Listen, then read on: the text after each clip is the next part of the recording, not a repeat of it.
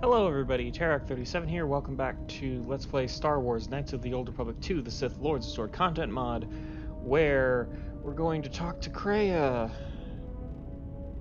Yay. You might see some like Xbox controller buttons on there. I'm not using a controller, but one was plugged in when I started the game up, and even though it's unplugged, it still detects it's still treating it as if I have a controller plugged in, so. Ah, you are here. You felt it, did you not? It was Visas' master. He can feel my presence in the Force. The time to hide your presence Even though we is haven't coming had the to a Visas close, conversation yet. and you will need to increase your training. You are ready. Your training must increase, and there are higher mysteries you must learn. But only you must know the path you will take. I cannot choose it for you. Is it battle that stirs you? To meet an enemy blade upon blade? Such is the way of the greatest of Jedi warriors, the Weapon Masters. Or perhaps it is investigating the mysteries of the galaxy, seeking out injustice and harm, and bringing it into the light. Such is the way of the Jedi Watchmen in the time of Ulic Qel-Droma and Exar Kun. Or perhaps your way lies upon the ancient mysteries, and to teach others the ways of the Force, as I have, the way of the Jedi Masters. So, this is one of the interesting parts about KOTOR 2, where, at this point, you can choose a prestige class, which is basically an extension of one of the base classes.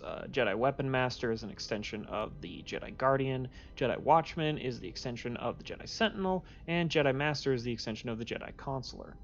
And if you were Dark Side around this point, Kreia would have had a completely different dialogue, where she would talk about the Sith versions of these, like the opposite of the Jedi Masters, the Sith Lord, the opposite of the Jedi Watchman is the Sith Assassin, and the opposite of the Jedi Weapon Master is the Sith something that I can't, I think it's like Sith Ravager, I think? I can't quite remember. And I would, but I might replay this game again as a Dark Side character just to kind of refresh my memory. But, yeah, they're an extension of the base ones, and so they have some things in common, but some things different. Like, I forget what the Jedi Weapon Master has, but I think the Jedi Weapon, I think it's like each one gets a different force power. So I think the Sith Ravager, which I'm just gonna keep calling that until I remember, or look it up, is gets Force Rage, which is basically kind of like a barbarian rage in D&D. And I don't. Oh yeah, I think Jedi Watchmen and Sith Assassins both get Force Concealment, which is basically the ability to create a stealth field around yourself without a stealth field generator, which is I think you saw that in Paragus, where the Sith Assassins just always attacked from stealth, and I think one of the computer logs even mentioned that it was like they had stealth field generators. So yeah, we're gonna go with Jedi Master because that's the natural extension of Jedi Consular, but you don't have to do that. It's just the one that kind of it makes the most sense. It is not some great test you require to be what you strive to be. It is only your decision to find that path that matters. From here on, you guide your destiny. But in order to take the next steps, you must face your past and put it to rest. All right, and free level up. So level up, skills. All right, feats. Yeah, we have Light Side Enlightenment and Prestige Sense.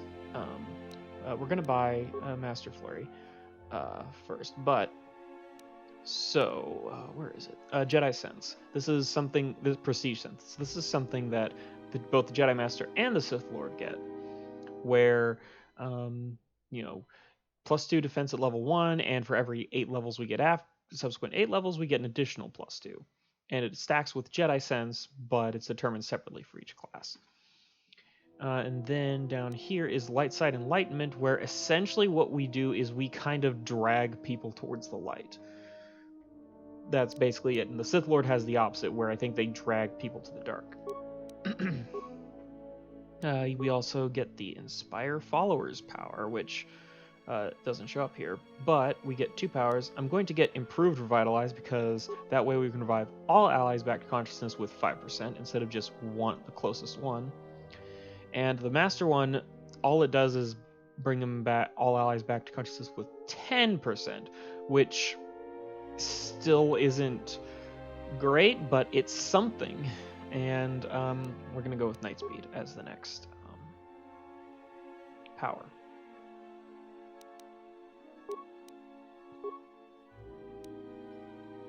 So yeah, and now we talk to Kreia about visas, and it's going to be the usual complaint.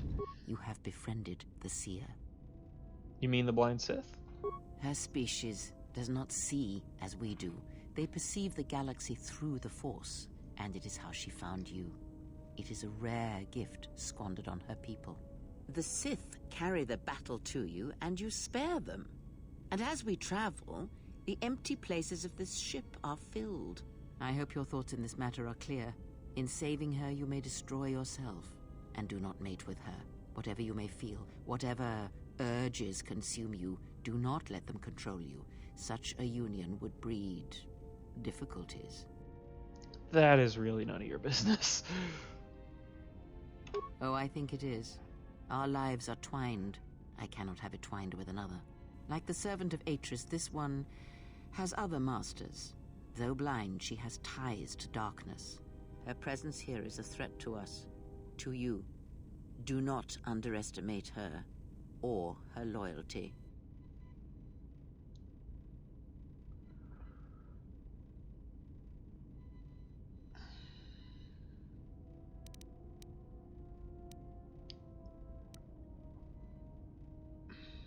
If she can see through the Force, maybe she can help us find the lost Jedi. Perhaps. I am not convinced. I have a feeling almost nothing would convince you. Atten said her planet was wiped out, that it was the only colony of her people in this sector of the galaxy. Did he? And what do you make of that? Well, if her people all see through the Force, then maybe someone wanted to blind them. The Mandalorians were right to respect you on the field of battle. The Jedi are gone, vanished. Now, an entire planet of Force sensitives wiped clean of life. And now this slice of the galaxy is blind. It is no coincidence. The two events are tied. Someone wants this sector of the galaxy blind to the Force, so they can move freely, or strike without warning. I fear you are right. And I fear it may prove more than that. War is a hunger. And there are spirits in the galaxy whose hunger is never satisfied. But there is little to be done about it now. Watch the Seer carefully. She may reveal more. I had other questions. Ask, and I will answer.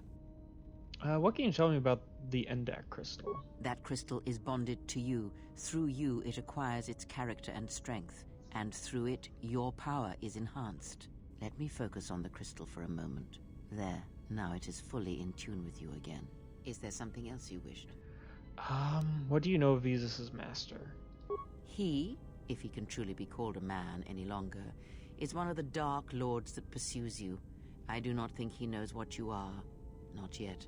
He spared the Miraluka, and that may have been the last shred of feeling that exists within him. Keep his slave close to you. I suspect there was a reason he spared her, and perhaps a reason that she survived when the rest of her people and the Jedi did not. Visas is not his slave, not any longer. Entertain what illusions you will. I am too tired to argue them with you. So, he's no longer a man. One cannot have power of that magnitude that her master possesses and still think and perceive the universe as we do, as most of us do. I had hoped that you would not have to confront him, but her presence here has changed all that. You will have to meet him in battle. You must be prepared to sacrifice the blinded one. Perhaps her death will buy you the time you need to deal with her master. I will never do such a thing. Entertain what illusions you will. I am too tired to argue them with you. How did he destroy her homeworld? It is a technique that is almost as old as the Sith themselves. It is a means of severing connections between life, the Force, and feeding upon the death it causes. It cannot be taught.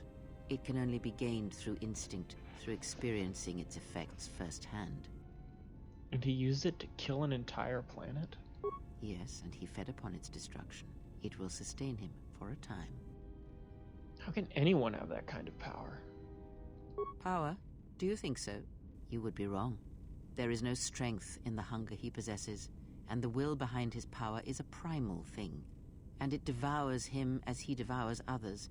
His mere presence kills all around him, slowly feeding him. He is already dead. It is simply a question of how many he kills before he falls. How is he able to perform such slaughter? Nothing is impossible with the Force. It is an energy that flows through all living things. And like energy, it may be harnessed, channeled, and consumed at times. It may even be a substance that can burn and ignite. Do not think of his power as one would a weapon, or one of your warships of the Republic. It is terrible, but it is still a subtle thing. The sect of assassins that chase you feed on the Force. What he does is simply the pinnacle of what they could achieve in time. And that is why they and their techniques must be wiped out. No one again must experience and learn what her master did. How are they able to drain the Force? As much as one may use the Force to bolster the wills and strengths of others, the reverse is possible, though not often used. Instead of sending one's will through connections in the Force, instead such connections are drawn upon, fed upon, and drained completely. But all life is touched by the Force. Then you understand how terrible such a power is, and why it must be ended. It is an empty road to the dark side, and by traveling it, the price is death before one's time.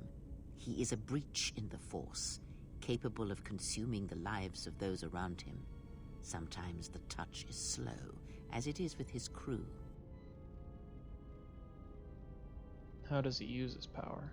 It is not something he can direct or focus, much like hunger itself.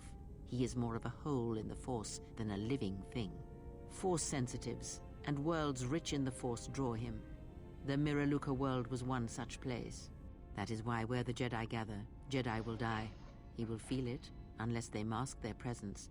But KOTOR called out as a beacon to him, and he could not resist it.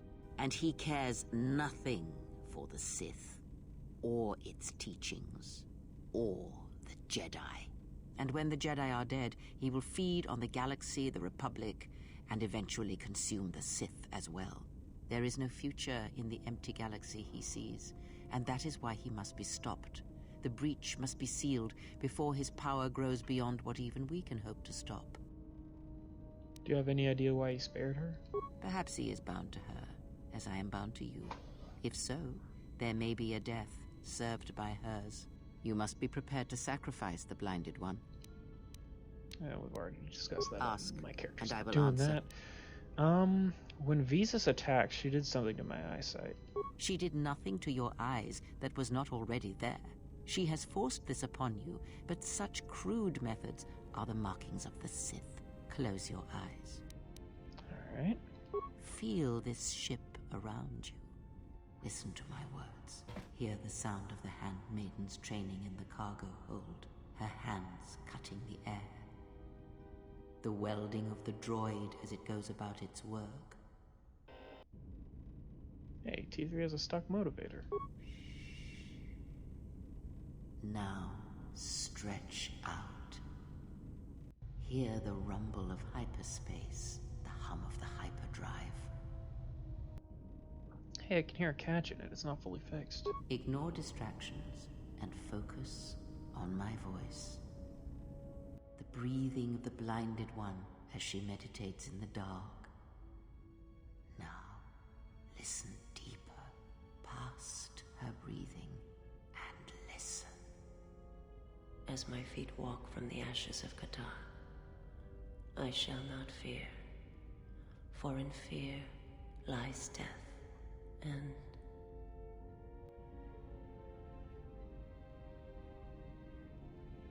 I heard her thoughts. You are strong indeed. What you heard were surface thoughts only, but it is something that masters have trained for years and never learned. How did I do that? That is not the real question you should ask. Is such listening enough to perceive the world around you? It is not. Because to listen to the thoughts of another is much like attempting to see the universe only with your eyes. It is equally limiting. Now leave me be. I must rest. Hey, +1 awareness and recovered some of my connection. Yay. Influence gained, influence lost. Okay. And items received, items lost. Yeah, I lost the crystal and got it back. Real quick, before I go to continue with the training with Kreia, let's do... let's finally get my lightsaber fully equipped with the Endak crystal, which glows very faintly. Alright. Well, let's see. Light side, +4 versus dark side, damage bonus +2 light side. Restricted to light side and neutral. Okay. Yeah. Alright. Okay, now let's go fix HK47, because I do believe I can do that now. Processor and chassis, and here he comes. Diagnostic. HK47 activated. Running checks through primary systems. Assessment. It appears I have suffered considerable damage and dismemberment. I can feel all the cracks in my motivators. And my central control cluster seems to have taken several repeated blaster shots at close range. How crude. Why were you in our storage hold? Well, actually, no. Are you go? Okay, that's the first question. Answer. If by okay, you mean the loss of almost all my existing assassination protocols, then no, I am not okay. Furthermore, I seem to have no discretionary control over my vocabulator, causing me to reveal my true function as an assassin droid of unrivaled sophistication. You're an assassin droid? Recitation. Yes, as I said, I am an assassin droid. It is my primary function to burn holes through meat bags that you wish removed from the galaxy. Master, oh, how I hate that term. What, meat bag? Answer. No, Master. I said it again. I'm not sure I like the idea of having an assassin droid on board. Answer. Well, I am not certain I like the idea of a master who feels reservations at having an assassination droid at their disposal. In fact, it brings with it a certain sense of dread that you may actually not use me to my full capabilities. You're not killing anyone unless in self-defense, and even then, I don't want you acting without my orders. Answer. Yes, Master. HK47 is ready to serve. Alright. So, and here we come to a bit of an issue. So, HK47 is an assassin droid, and he loves being an assassin droid. My character isn't exactly up for that. So there's gonna be a bit of an issue with, like, I need to talk to him about the other assassin droids. And I'll do that after I talk to Kreia again, but yeah, there's gonna be, he's not gonna like me. He's not going to reveal his secrets. He's not gonna unlock his full capabilities. But that's the problem when you play as a light side character. When you have characters who aren't light side, sometimes you get lucky. Like with some characters, you can do a light sided thing or something that's neutral, but still aligns with their goals. But the problem with HK47 is he only wants wanton slaughter and assassination. So it's rare that you'll get an opportunity to do something neutral that he'll like. You are spending time with the servant of Atris. And here we go again. I'm surprised you know so much when you never leave this room. I knew her mother. She was a Jedi Knight, a master, named Aaron Kai. Jedi are forbidden to have children, and when the crime finally came to light almost a decade later, Kai was exiled.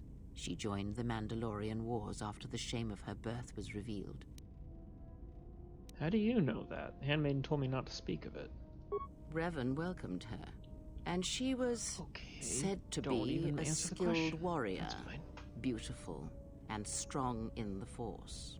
The Force flows strongly in the blood of those born from Force sensitives. I doubt that Aaron was any different. If the servant of Atris is of her blood, then the potential lies within her. If you train her, if you teach her the ways of the Jedi, you will be asking her to break her oath to Atris. It would be best not to train her, and let the bloodline die with Telos. You said teach her the ways of the Jedi. Curious choice of words. Ah, that was an interesting choice of words indeed. She has sworn not to follow the path of the Jedi by her oath, but even that oath is limited. One does not need to be Jedi to learn the ways of the Force. I suspect it cares little for our codes and philosophies.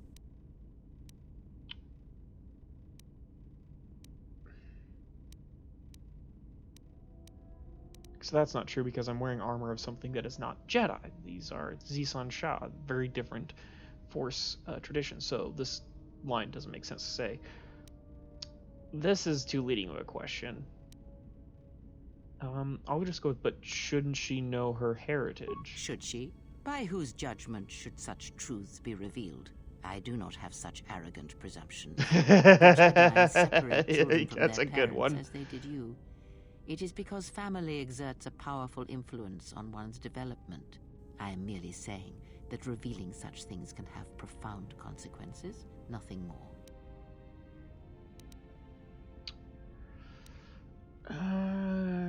Not necessarily, because I've already started training Beodor, so obviously that's false. How could I train her? We already know that, so, Before you continue questioning me, I hope your thoughts in the matter concerning Oh the my servant God, of Atris Kreia. are clear. Spend time with her if you must, but recognize where your true loyalties lie, to the galaxy and yourself. My loyalties lie to my friends and allies. Ah, so it is loyalty you claim when you squander away your time with her. Never have you wondered what it would mean in the Ichani rituals if the two of you sparred and fought, and you won, completely and utterly? If perhaps she would give in, surrender herself to you? Few are the thoughts that can hide in the shadows of your mind. Exile. And such passions are not strength, but erosion. My feelings for her are nothing like that, and you know it.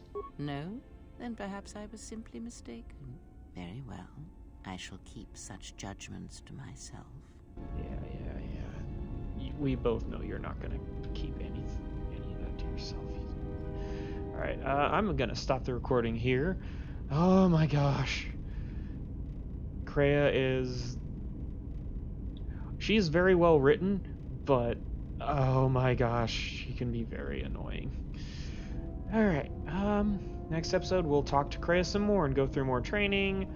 Maybe see if I can take the Handmaiden now that I've got more abilities. I mean, I know I can't use any of the Force abilities, but I do still have the Jedi, Prestige focus. So that gives me some extra defense, and I've leveled up some, which also I believe increased my defenses and possibly my ability to fight. So who knows? And then we'll talk to HK-47, and then when I'm done talking to everybody on this ship, we'll move on to Nar Shaddaa. Right. Thanks, everybody. Hope you have a great day. Bye.